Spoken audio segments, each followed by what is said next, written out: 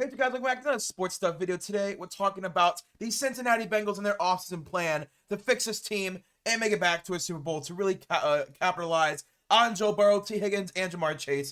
So if you guys do enjoy, please like, comment, subscribe. Let's get into this video of fixing Cincinnati Bengals and do what we can to really go in and win a championship. So currently they're a positive $46 million over the cap space, doing some cuts and or trades. I do not do a whole lot of cuts, but where I do cuts are very targeted. So Alex Kappa at $8 million, you saved cutting him. You know, he's an okay starting guard, but I definitely think we can improve, whether through the draft or just, overall improve. I'm the type of guy that if a unit is really bad, then guess what? We're going to improve on it in the offseason. Alex Kappa's been with the team for a few years, hasn't really gotten better. Let's save $8 million. Ted Karras, a veteran.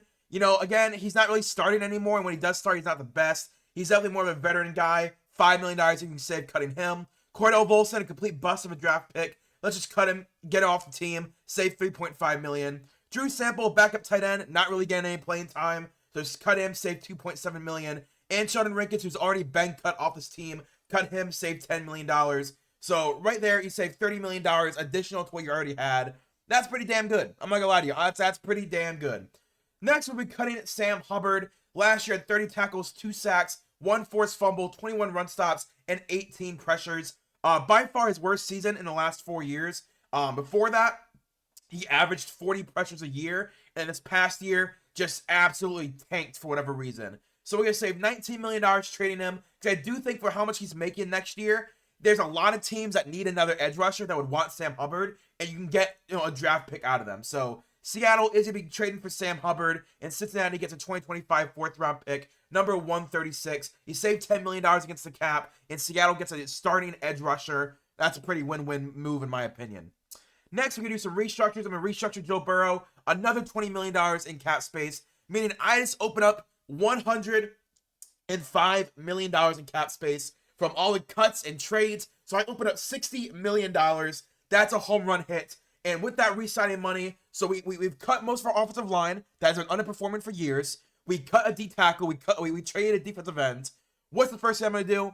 That's right. I'm locking up my wide receiver. So Jamar Chase last year had 127 receptions, 1,700 yards, and 17 touchdowns. He is the Triple Crown winner this past season. Best wide receiver last year, hands down. He's been a top 2 wide receiver since coming out of the draft. He's a great route runner with really good hands. I don't see him ever leaving Cincinnati. So my number one priority is getting Jamar Chase under roster for the long term. And that's exactly what I do. So currently he has a 1-year, $21 million deal, fully guaranteed, his 5th-year option. What I'm going to do is convert that into a 5-year, $178 million deal, $124 million guaranteed at 70%. The highest paid contract for a wide receiver in NFL history. So as you can see, his base salary goes from 21.8 to 25, 27, 28, 29, 32. Then guaranteed salary is 32.4, 34.4, 35.4, 15, 6.5. So he's currently, I believe he's 25, 26. So this goes into his 30s. But as you can see, in 2027, 3 years in, you do have a cutoff where, if after this you want to cut him, you can save $20 million against the cap. But with a $37 million signing bonus, that's NFL history. With the cap number every year, that's number 1 in NFL history. He gets the biggest deal for a wide receiver, the most guaranteed money ever for a wide receiver, and you lock up your number 1 receiver for Joe Burrow for the future. Again, as you can see, in 2028 and 2029, you have an out. So this year, he'd probably play out, wanting a new contract, and this year is where an extension would happen, but you have an out. So let's just say he's really good 2025, really good 2026. You can see it, him starting to age out in 2027. Through halfway through 2028, you're like, you know what? Let's get off this money, and you can trade him in 2028 or cut him. But to me, I think it's a really good deal. You get him for his prime years. These next 3 years, when you go for a Super Bowl run, that's exactly what I think they need to do. Next, we're going for re-signing T. Higgins. That is right. We get both T. Higgins and Jamar Chase under contract. T. Higgins, 73 receptions, 911 yards, and 10 touchdowns. He's the best wide receiver 2 ever, probably. He stays in Cincinnati for less money in the open market, because honestly, in the open market, guys are going to overpay him. But because they already franchise tagged him, they don't have to trade him. So what they're going to do is give him a lot of guaranteed money. He's the number 1 wide receiver on every team but like 3 teams in the NFL. So I do think you have to guarantee that money. So we give him a 4-year, $122.5 million deal, $79.5 million guaranteed at 65% guaranteed. So he gets more money in the short term compared to Jamar Chase, where it's more spread out. So T. Higgins, again, as you can see, $25 million signing bonus. That base salary never goes over 27. So it goes from 28 and a quarter all the way to 33 and a quarter for a T. Higgins cap hit. But in this way, you get to keep Jamar Chase, the number 1 wide receiver in the league, T. Higgins, the number 1, number 2 receiver in the league, and Joe Burrow, who's an MVP candidate. I love it. I love it. You get to keep your 2 wide receivers and Joe Burrow, and all you had to lose was really bad offensive linemen and a defensive end that you can easily replace in the draft. So that's a win in my book. Next, we're going to be re-signing Mike Gesicki as well. Last year, had 65 receptions, 665 yards, and 2 touchdowns. He carved out a role in the Cincinnati offense that a lot of tight ends in the past haven't been able to really succeed in. You know, C.J. Uzomah is the last guy that I can really think of that had success in this offense. He helped Joe Burrow have the best year of his career. He's a willing run blocker as well. He only had 2 drops on 82 targets. That's a great percentage. So I gave him a 2-year, $13.5 million deal, $9 million guaranteed at 66% guaranteed. So you lock up Mike Gesicki, who just had a career year for himself, who helped Joe Burrow have a career year, be that check down guy when T. Higgins and Jamar Chase are running routes. Mike Gesicki is that, oh, let me just get a quick, throw off before I get a sack. So I think it's essential to get Mike Gesicki to sign for another year or 2. Next, we have Joseph Ossai, who I'm going to be basically replacing Sam Hubbard with, where Joseph Ossai is going to get a larger role that Sam Hubbard is gone. Last year had 27 tackles, 5 sacks, 1 forced fumble, 16 run stops, and 31 pressures. He moves into the true starting role post Sam Hubbard, so you already have your future starter on roster. Trey Hendrickson and Joseph Ossai full-time, I think would be very scary. They're both very good pass rushers. He was great in limited snap count last year, so I would love to see him in more snap count, develop into a good pass rusher and an ample run stopper. 1-year prove-it deal to see what he can do in starting snaps, because you are banking on him like, hey, we'll give you 1 year, fully guaranteed contract, because if it works out, awesome, we either sign you long-term, or you go somewhere else for more money, but at minimum, you come back, we have a starter for $4 million, and if you bust, we paid you $4 million to bust, but if you boom, we paid you $4 million to boom, you can go somewhere else. So I think it's a great win-win for both sides. Next, we have Mike Hilton. I'm going to be re-signing. He had 63 tackles, 1 interception, 38 run stops, and 2 pass breakups. He was very active in the run defense. I think that's something that's very important. Over half of his tackles were in run defense. That is elite. He was number 2 in run stops in the secondary last year in the NFL. He's only 30 years old, so he's in the window for the Super Bowl run you're trying to do for the next 2 or 3 years with Joe Burrow, T. Higgins, and Jamar Chase all in their prime. This is the window. Get Mike Hilton and keep him in for the window. Have a true outside corner you can rely on. I gave him a 2-year, $19.5 million deal, $13.5 million guaranteed at 69% guaranteed. So you get your number 1 corner. So going into free agency, you have $50 million. So you've only spent $50 million of today's cap space on getting T. Higgins, Jamar Chase, Mike Hilton, and Joseph Ossai back on your team. That is a great number. So going on first, we'd be signing Brandon Scherff, the offensive guard from Jacksonville, formerly Washington. Last year, had a 65 PFF grade, 75 pass blocking, and a 57 run blocking grade.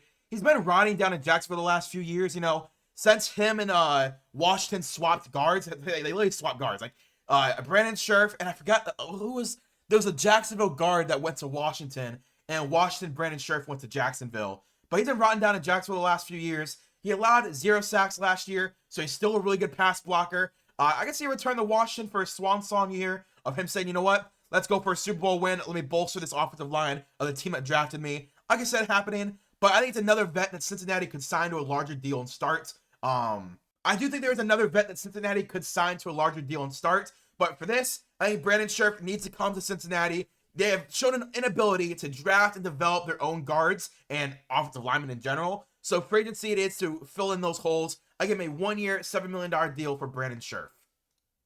Next, we have Josh Myers at center from the Green Bay Packers. He had a 55 PFF grade, 63 pass blocking, and 52 run blocking grade. He's been a solid starter the last few years. Nothing special, not a Hall of Famer, not a Pro Bowler, just a solid center. He comes from an offense with a fellow gunsling quarterback in Jordan Love, so he has experience playing with a guy that, I'm not gonna say turn the balls over a lot, but it's very active in the pass game.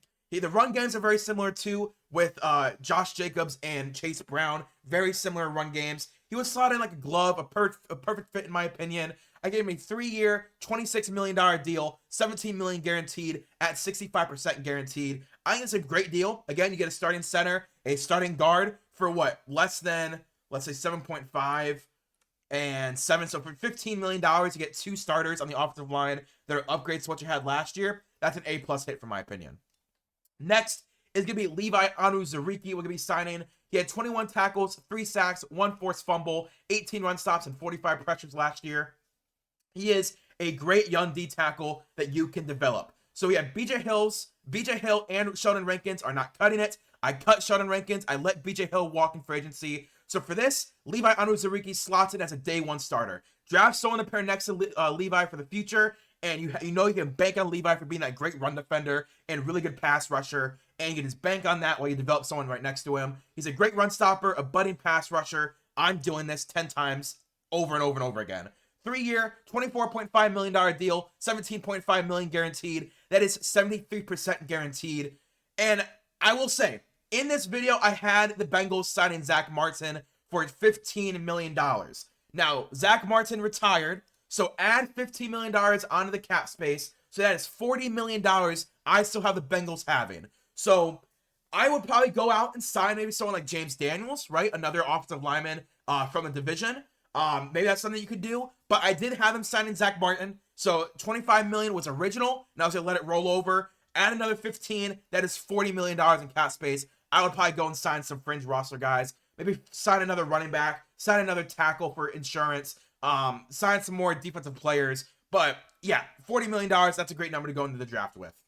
Then here is my Bengals draft. At number 17, I am going to trade back with the New York Jets. So the Jets have 2 first-round picks in this draft to really make this, Aaron Glenn, make that team better. I forgot who was available, but there was players I'm like, oh, the Jets would absolutely be interested in this player. So I traded back. I get numbers 42, number 92, and 145.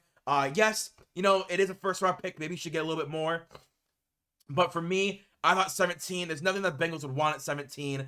And it wasn't far back enough where I'm like, okay, I need even more. But a second, a third, and a fifth to move up from 42 to 17.